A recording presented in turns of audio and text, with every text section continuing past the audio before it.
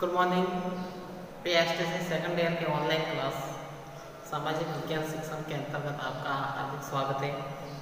आज हम सामाजिक विज्ञान के अंतर्गत पढ़ेंगे हमारी तीसरी यूनिट है जिसका नाम है सामाजिक विज्ञान पाठ्यचर्या निर्धारण एवं शिक्षण। इस यूनिट के अंतर्गत हम सामाजिक विज्ञान की पाठ्यचर्या के निर्धारण के बारे में पढ़ेंगे और किस माध्यम से हम सामाजिक विज्ञान का शिक्षण है वो करवा सकते हैं, इसके बारे में पूर्णतः जानकारी प्राप्त करेंगे। तो आज हमारा जो प्रकरण है वो है पाठ्यचर्या की अवधारणा।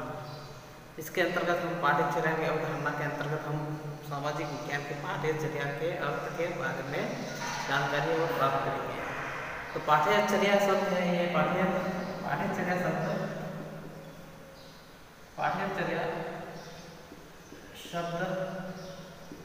पाठ्यचर्या शब्द है ये अंग्रेजी भाषा के कैरिकुलम शब्द का हिंदी रूपांतरण है। कैरिकुलम शब्द का हिंदी रूपांतरण है जो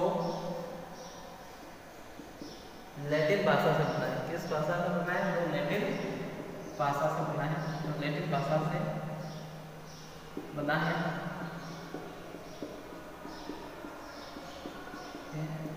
जिसका अर्थ क्या है? रेस का मैदान। जिसका रेस का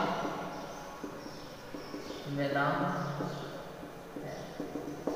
पाठ्यचर्या शब्द है क्या है? ये अंग्रेजी भाषा के कैरिकुलम का हिंदी रूपांतरण है और इसका जो उत्पत्ति हुई है वो किस भाषा से हुई है? लैटिन भाषा के शब्दों से हुई है जिसका अर्थ है रेस का मैदान। अर्थात हम कह सकते हैं पाठ्यक्रम रेस का मैदान कैसा है? अर्थात हम कह सकते हैं कि शिक्षा प्रक्रिया के अंतर्गत पाठ्यक्रम है वो एक रेस का मैदान है जिसके ऊपर छात्र है मेहनत के द्वारा अपनी सफलता प्राप्त करते हैं। जितना छात्र अत्यधिक मात्रा में मेहनत करेंगे उतना ही छात्र अत्यधिक मात्रा में शिक्षण क्षेत्र में सफल होगा। अतः हम कह सकते हैं कि पाठ्यक्रम एक रेस का मैदान है और छात्र है उस रेस के अंतर्गत क्या धावक है।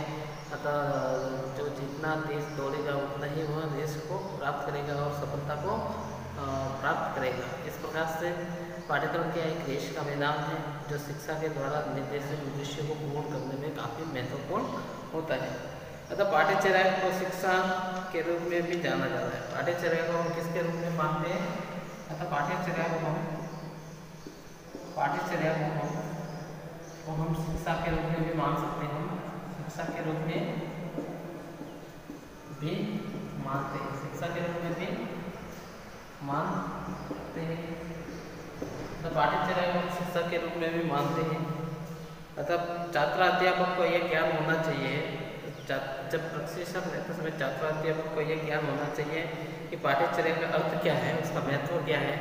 यदि छात्र अध्यापक को यह जानकारी प्राप्त नहीं होगी तो अपने शिक्षण क्षेत्र के अंदर अपने छात्रों को किसी भी प्रकार की जानकारी है वो नहीं दे सकेगा, क्योंकि ऐसी जानकारी उसे भविष्य में भी चाहिएगी। क्योंकि वह कुशल अध्यापक होने के नाते एक छात्र अध्यापक को पाठ्यचर्या के संबंध में जानकारी होना अत्यंत आवश्यक है, तभी वह अपने कर्तव्य के महत्वपूर्ण तरीके से भूमिका निभा पाएगा।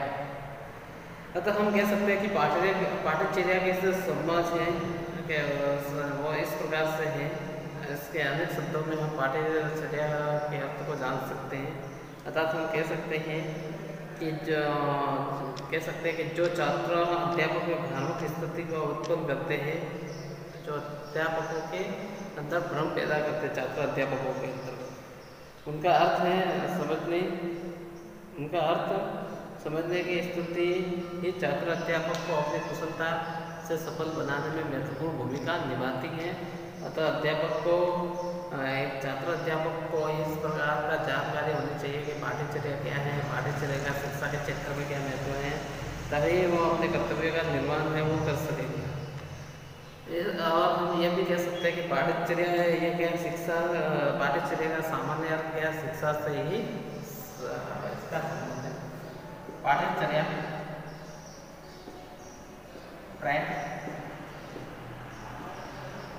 शिक्षा से ही संबंधित है। पाठ्यचर्या किससे संबंधित है? शिक्षा से ही संबंधित है।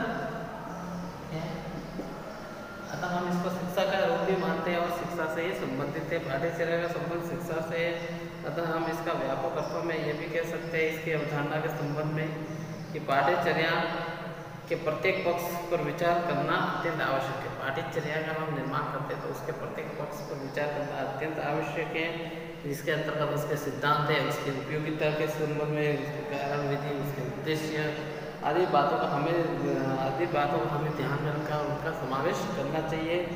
तो हमें एक अच्छी पाठ्यचर्या वो हमारे सामने प्रस्तुत है वो हो सकेगी।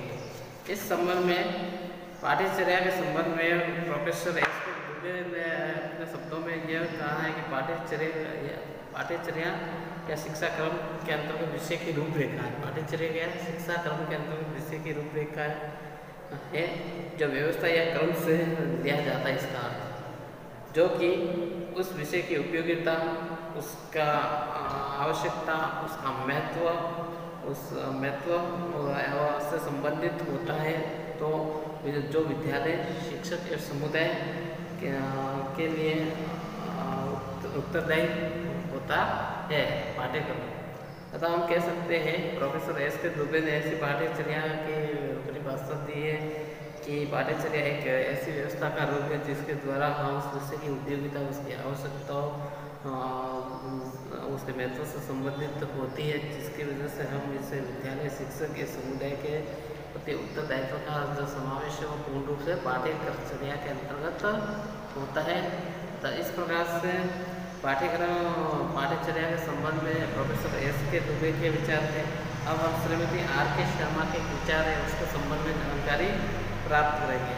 तो श्रीमती आर के शर्मा ने भी पाठ्यचर्या के यही लगभग परिभाषा दी है कि शिक्षा पाठ्यचर्या का आशय उन विषयों की रूपरेखा से या व्यवस्था से है जो कि उस विषय की उपयोगिता के संबंध में विद्यालय के शिक्षक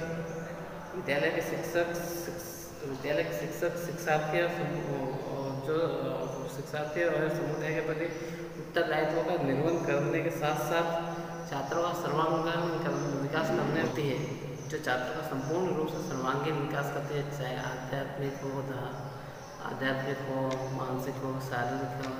तो सर्वांगीण रूप से छात्रों का विकास करता कौन करता है? पाठ्यचर्या ही करती है। इस प्रकार से आज की क्लास में इतना ही। आपका बहुत बहुत धन्यवाद।